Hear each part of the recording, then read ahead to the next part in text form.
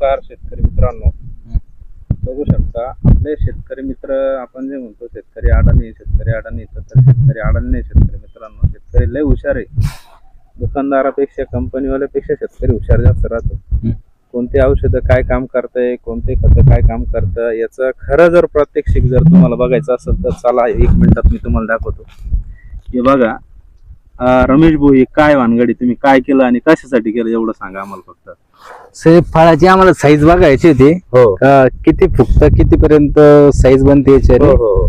काल सकाळी लावलं होतं आम्ही याला. म्हणजे काल सकाळी काल सकाळी फक्त 24 घंटे झाले. 24 घंटे झालेले. 24 घंट्यामध्ये तुम्हाला खताचा औषधाचा काय रिझल्ट मिळाला? रिझल्ट तर खूप काही मिळाला.